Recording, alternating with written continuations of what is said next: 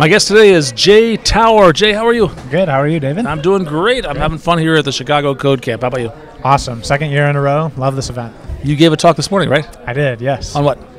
My talk today was about communication skills for engineers. I'm not following you. Yeah, That's exactly. a joke. I am following. What's communications for engineer to engineer communication or engineer to mere mortals communication? Yeah, that's kind of the For Dummies book series. You know, Okay. That was kind of the thought behind that. Yeah. All right. What do engineers need to know about communication? Well, so engineers, as I'm sure you've experienced in your career, have a certain general bent to themselves. A lot of us are left brain thinkers. A lot of us are very analytical. Okay. Left brain is the logical side, That's right? the logical side. So they might yep. not have awesome social skills like you and I do. That's right. Not everyone can be as cool as us. So because you've got a group of people who are so similar to each other in many ways, a lot of times some inefficiencies can develop in that as far as communication goes. So, I'll give you an example. Well, so for example, emotional intelligence versus intellectual intelligence. Okay. In engineers, I think there's a lot more focus on the intellectual side of things, Okay. and a lot of times, a lot of emotional cues. Sitting in like this, They you know, might a lot not of- they don't a lot of recognize that engineers body might language. miss that body language. And more importantly, I think, as an engineer, as each of us is an engineer ourselves, I think not only missing those cues in other people, but maybe mistakenly giving the wrong cues Interesting. ourselves. Yeah. So things like non. I actually have a story about that. Last night, I was recording an interview, Yeah. just like this one, and I watched it this morning. I copied it to my hard drive and watched about 5 minutes of it, and I realized that there was a table to my left. There was nothing in between us, and I was sort of resting my arm on this table, and my whole body language was wrong. I was sitting facing away from the person. I feel embarrassed now. I want to talk to that guy and say, I probably was sending out the wrong signals. There's definitely times, like some people might maybe have a belly or something, and they might cross their arms as just a way that's comfortable. Sure. And they don't mean to communicate a closeness, but it does anyway. It did. It was yeah, obvious to me yeah. as soon as I watched the video, Yeah, but it wasn't exactly. at all obvious while I was doing There's it. little silly things that we can all do like that are unintentional, maybe. Maybe be calling aware of. attention to it, like that's educating people about Yeah, exactly. what they're doing would help. All right. Yeah, keep going. Sorry, I've interrupted. I just want to tell a story. Yeah, no, that's a great example. I appreciate that. So nonverbal cues was one of the things that we talked about. There's a lot of other things. One of the things I thought was the most interesting, doing the research to prepare the talk, was I tried to talk a little bit about communication to minority groups. So in our industry, women are obviously a minority group, and a lot of people are working on that. But as long as it stays true, there's going to be a lot of unintentional miscommunication that happens between the majority, which is mostly men, Okay. and women. And so of course, it's always very dangerous as the white man at the front of the room to make generalizations. Sure. But tried to just kind of point out some things, put some tools in everybody's tool belt, so that you'd be more in tune to those things.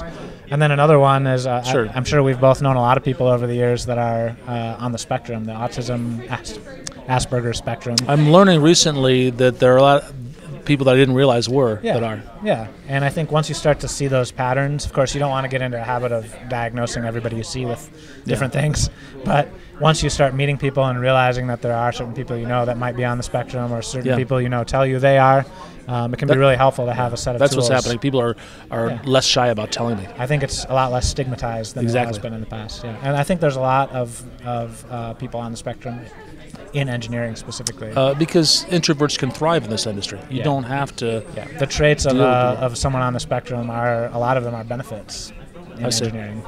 Long-term focus to me without Exactly. blocking out the Yeah. outside world. Interesting. So if I know somebody who's on the autism spectrum, how would that help me? Yeah, so a few of the tips that I just mentioned are fairly basic things. If you know anyone with autism, you're probably already fairly aware of these things. But unexpected touches, That's bad. Is bad. Okay. Yeah, it makes someone on the spectrum very uncomfortable, especially unexpected. But touching in general is a little bit less comfortable for them. Okay, I actually did not know that.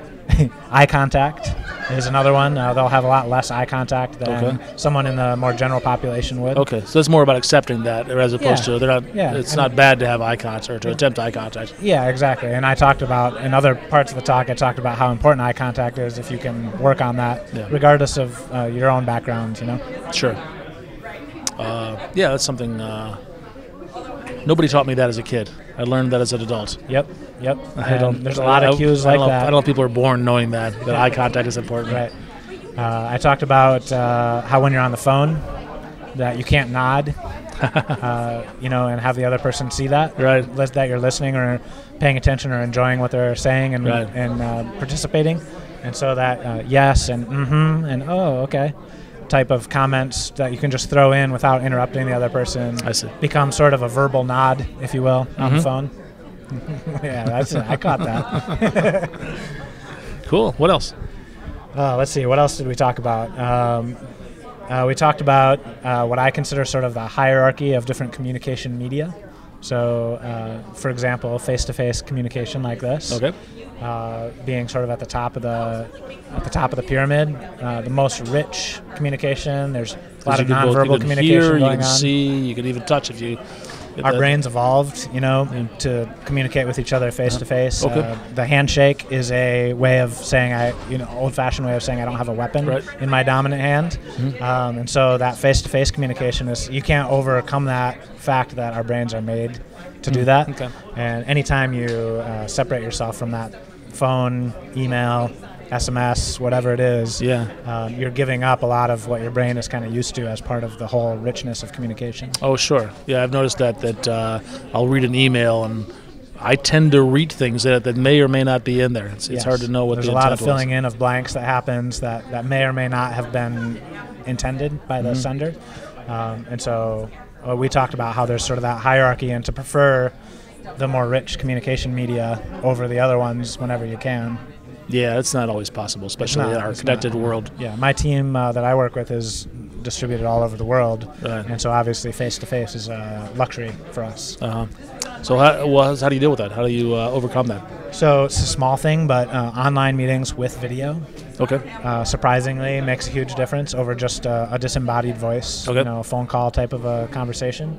Actually being able to see each other, especially if it's a group conversation, being able to see the way different people in the group react, kind of how their personality comes out in the way that they move their bodies, is a way that you can really get to know somebody a lot better than you would if you were just talking disembodied voices all the time. Your team's all over the world. Did you talk anything about the cultural differences in communication? I did, yeah. So when we were talking about kind of the diversity topic, we talked about how you may be dealing with a team that's either from different countries because they're still in different countries, or maybe just from different countries because America is a melting pot. Yep. And that a lot of miscommunication comes out of different people having different mores and norms that they grew up with that other people didn't. And you might say something a certain way that would be totally normal in your family that would offend me because it would be unusual in my family or the way I grew up. Sure. And we talked about being curious before taking offense as sort of a strategy to deal with that. Being curious and like, what do you mean by that? Why did you say it that way? Why did you do it that way? What in your background can I learn about? That would help me understand that better. So it's kind of that Stephen Covey thing, the seek to understand before seeking to be understood. Oh, okay. Interesting.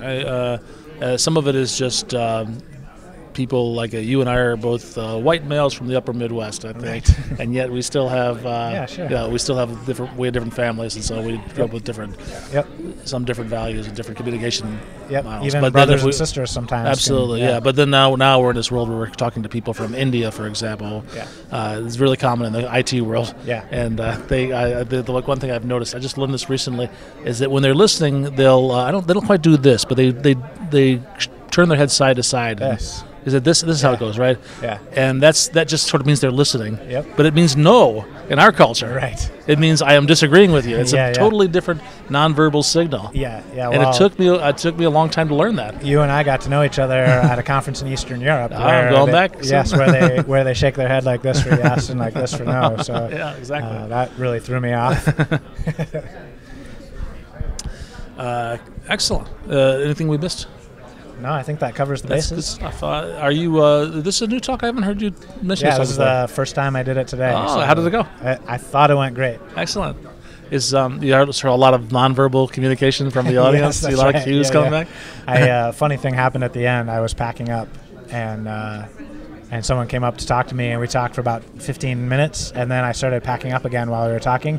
He said, "I can read from your nonverbal communications that you're ready to go." Yeah, well, there's probably another speaker coming in behind that's going to That's what I thought. hover over you in a nonverbal I way. was trying to get out of the way. Yeah, exactly. Are you going to give it again, this talk? I hope so, yeah. If it's accepted anywhere, I would love to. Before we go, tell folks about the conference that you're running. This show will probably be released right about that same time. Okay, yeah. So if this is released before June 9th and 10th, we've got a conference mostly on June 10th in Grand Rapids, Michigan, which, as you know, is known as the microbrewery capital of the U.S. I like that. Yes. So we, of course, have called it Beer City Code. And it's a polyglot conference for all kinds of different development topics. John Galloway from Microsoft is going to be coming and doing the keynote. Really sharp guy. Yeah, we're really excited about it. So people can sign up and find us on beercitycode.com. Jay, thanks a lot. Nice to see you, Dave.